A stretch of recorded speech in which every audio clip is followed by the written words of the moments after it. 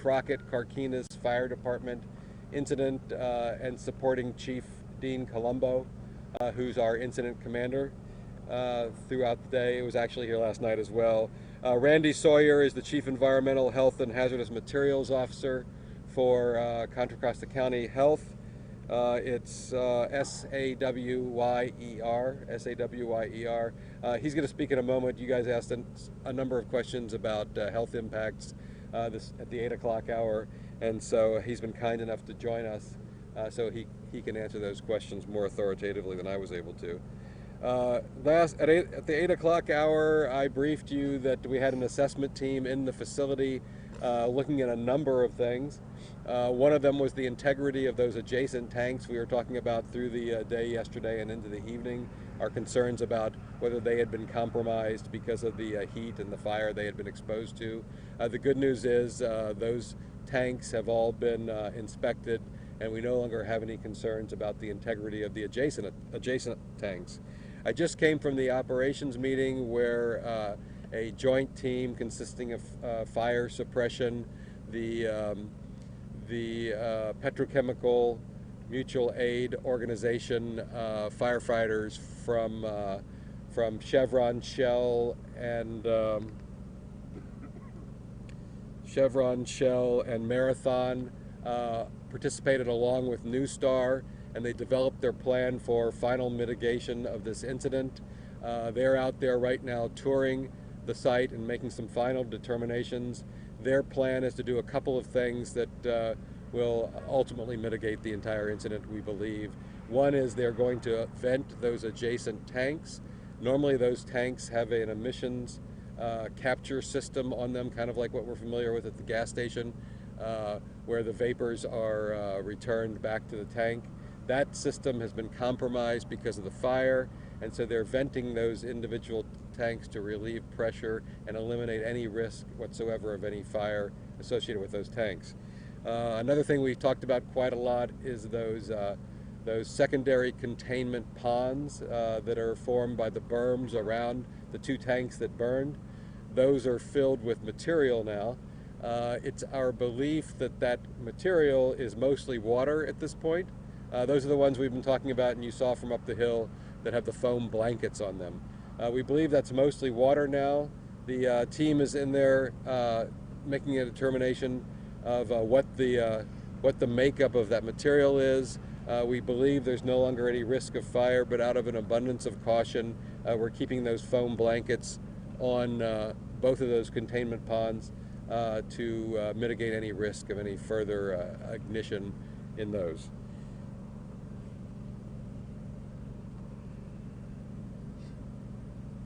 At this point, we think that work that I just outlined will take probably 3 to 4 hours.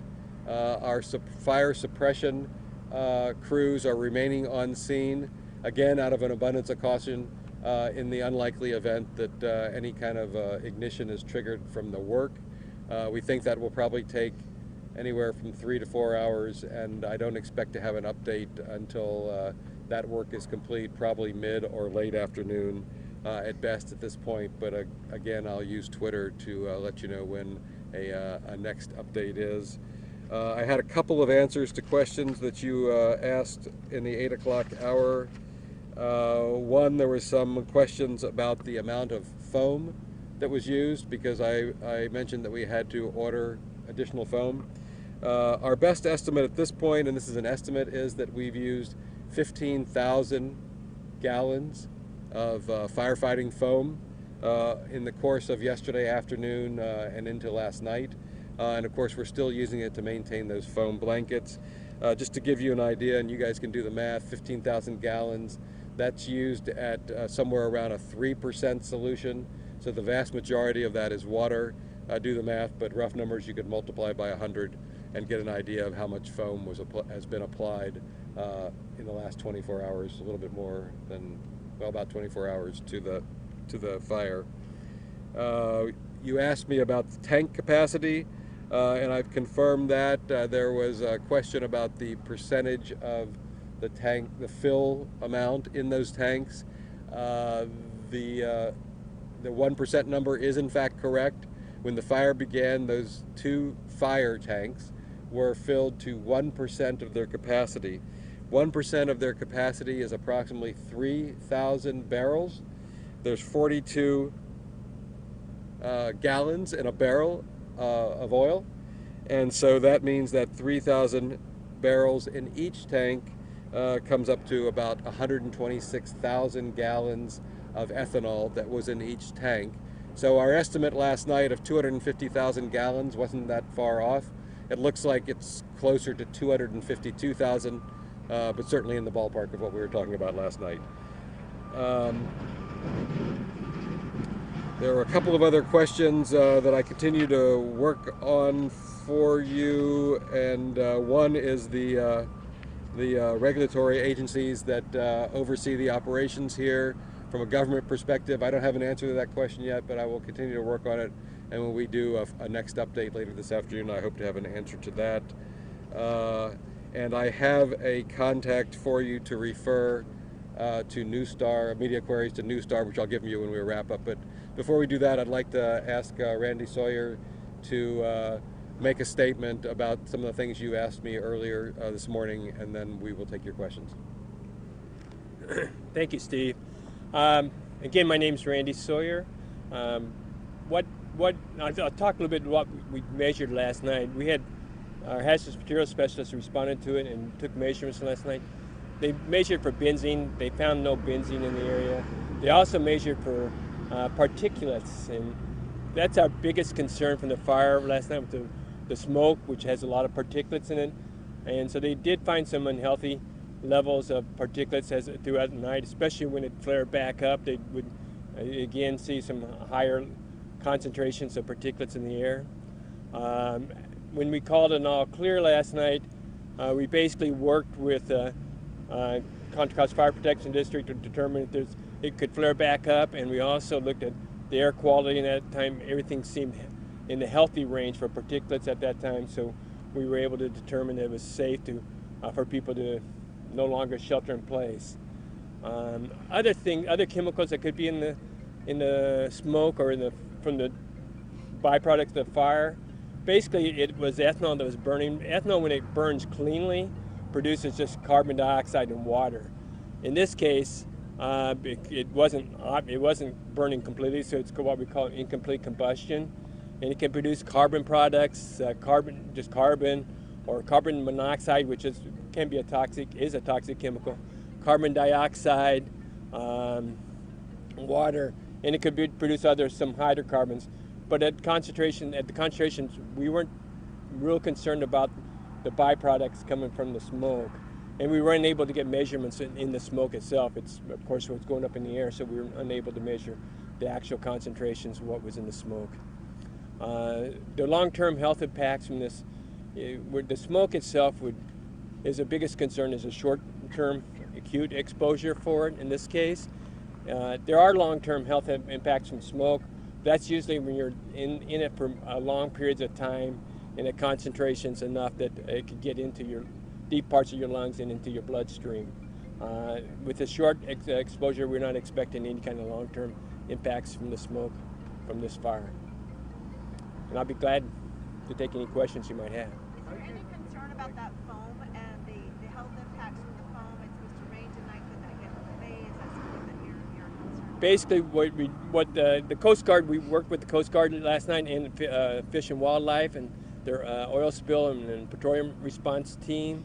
They were having people out off the bay to make sure if there's anything that was released into the bay, they could contain it and mitigate it. So they were there in case something like that did happen, and to be able to mitigate it if it does happen. How are you removing the liquid that's in there? You have an answer? Well, that's actually what they're working on right now. My understanding is the plan, they brought in these large tanks that we might actually be able to see behind me. Those large red tanks over in the distance, squarish devices. My understanding is that they're working on the plan now to pipe that runoff into those tanks. So pipe the foam? Is that what it is? The runoff or the? Well, what we've got in those containment ponds where the tanks were is some mixture of water, foam, and ethanol. We're assessing what the actual makeup of the contents of those ponds is right now. We believe it is largely water at this point. We put a lot of water, and of course foam is mostly water as well, onto those ponds, and we continue to do it actually to maintain that foam blanket right now. So we think it's mostly water. They're assessing that right now, and the plan, unless it changes, is to drain those tanks into these containers behind me here. Okay, we don't know when that's going to happen. Well, that's part of the work that we expect is going to happen in the next 3 to 4 hours. Steve, it looks like these tanks were mostly empty, and we saw a fire of this nature. What would be the, I mean, the concern might be, well, if they were even half full, we could have seen something much worse. Do you feel like we were lucky? Well, I think that we probably dodged some bullets here in the last 24 hours or so. The tanks were mostly empty. That's a two-edged sword because when tanks are empty, they have more oxygen in them. So that would be conjecture on my part to say which way we would have been better off. But I think the point is that even at 1% capacity, those tanks had a lot of ethanol in them. And then you might have gone over this, but what have you confirmed what's in the rest of these tanks that were, in jeopardy last night? Well, we know what's in the rest of the tanks that were threatened. We do know most of them were ethanol. One of them was jet fuel. The good news on that is we have. It would appear that the work we did to keep them cool, that we talked about yesterday afternoon and into the evening, apparently did its job. We haven't found any structural integrity problems on those tanks, and we're no longer concerned about those tanks, except for the venting of them, because the venting system has been compromised because of the fire. We don't anticipate any problems with that venting process. That's going to start here probably in the next half hour or so, and we're not anticipating any problem with that, but again, out of an abundance of caution, we're keeping the fire suppression crews on scene while that work goes on. Is that vent into open atmosphere? That's correct. Is there any update on the cause? There's been speculation that an earthquake might somehow compromise something, but are these tanks are built to withstand certainly a 4-point something earthquake? Well, anything related to the earthquake, any of the earthquakes, we've had a few of them in the last 24 hours, would be speculation at this point. I can tell you that we have a investigation team that's being led by Confire's Fire Investigation Unit. We have other agencies that are joining that investigation team, and there is a robust investigation ongoing right now. I don't have any more information than that on it, but we do a pretty good job of investigating fires in Contra Costa County, and I imagine we'll find a lot of information about this one as well. Would the totality of the destruction of those tanks compromise the investigation? I mean, the fire went on for hours. Is it going to be that much more difficult to figure it out? Well, the investigations we do almost always involve fairly destructive fires. I don't know the answer to the question exactly as it relates to this incident, but I'm confident that our investigators, if anyone, can work around the destruction from the fires and determine a cause of it. Ours will be able to do it. Steve, can you talk a little bit about what was done to alert the public and if that worked, the notifications, alerts? Let me ask Randy to take that question. Basically, when we found out about it, we found out about the fire, we looked at it and determined we needed to do a shelter in place. So we worked with the sheriff department who operates a community warning system. We asked them to sound the sirens and called people in Crockett and Rodeo area and parts of Hercules, just to let them know that there is a shelter in place. And so we did that, and that included telephone calls, it included cell phones that have been registered on their system were called, it includes Twitter updates and Facebook updates, social media. It also included the weather radios and stations. If you had a weather radio, they would go off. So there's a number of tools to alert the community. Last night, when we activated a warning system at that time. And you would say it was effective? I would say it's effective, yes. And we continued, as people were here, and they continued to sound the sirens every 30 minutes after that, just to remind people to continue to shelter in place. What about the pipeline? There was damage to the pipeline, you said. Do you have any more information on that, and any idea when this plant will be able to resume? Well, let's take them in reverse order. It's too early to say when the plant will be back in full operation. That's a question for NuStar. I have a contact for you guys to direct media queries to them. In terms of damage to the infrastructure, that's the piping, the valves, that sort of thing, that is part and parcel of this tank farm. There has been some damage to those, and right now the work that's going on is to bypass the damaged pipes and valves to ultimately drain those holding ponds and to vent the adjacent tanks. Okay. And then any more information on the gentleman who had to be rescued and how he escaped the flames? I mean, you mentioned the culvert last night. Well, the only thing I know about that is that there were no injuries associated with that. I do know that fire personnel got on scene and helped him to escape the back end of the facility here. And I would refer you to NuStar. It's one of their contractors for more information on that. Steve, forgive me if you already answered this, but all of that foam, how exactly do you guys plan to pump it out? Because we've known that if it gets into the waterways, I mean, that is just a huge hit to the ecosystem of the base right there. At this point, we're not aware of any breach of the containment of that foam or any of the material actually that was in those tanks. So far as we know, standing here right now, all of the contents of the two fire tanks and the foam and the water that we applied to it has all been contained in the secondary containment structure, those dikes around the tanks themselves.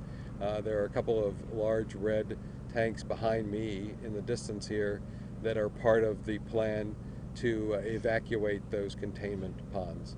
And so at this point, we're not aware of anything that's left this facility by ground. Of course, smoke did leave the facility. Slight chance, I'm not a meteorologist, but there's a slight chance there might be some rain later Right. tonight.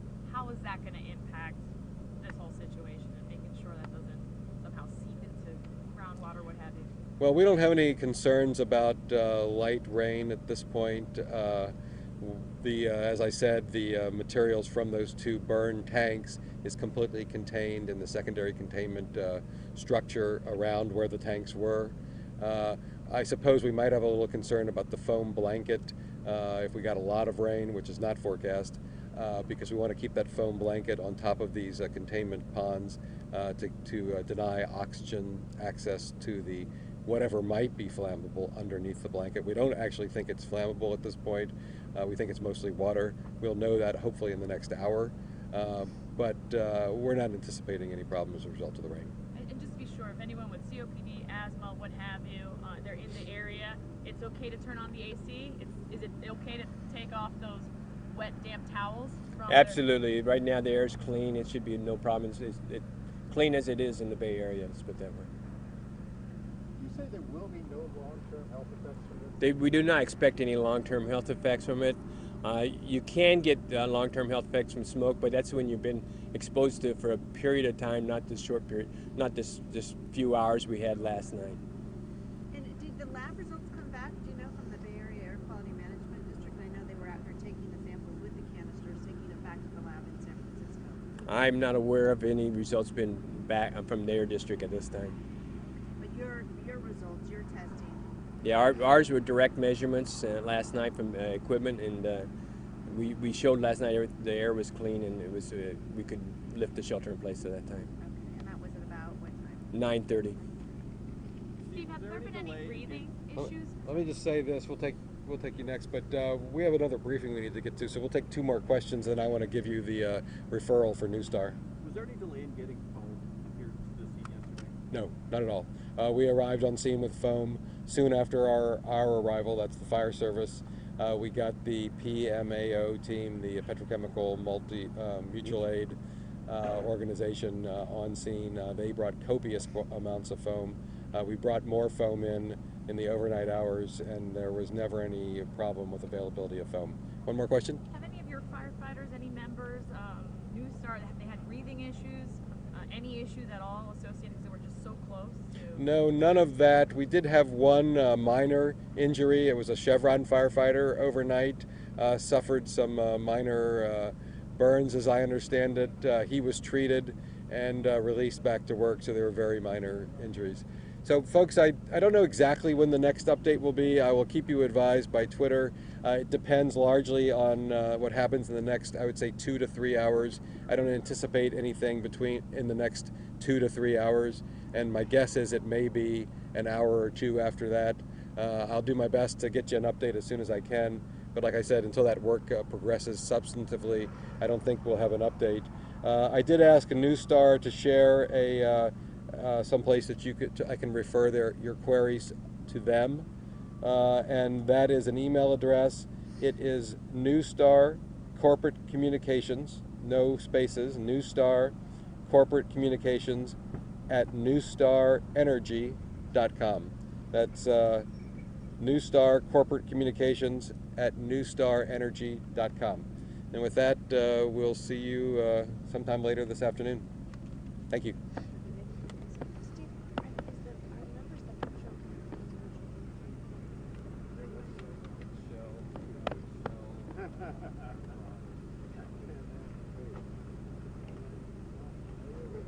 Yeah, that too. That too. So now you got screw you on angle. Like if you were over there, fine. Oh, I like this right here.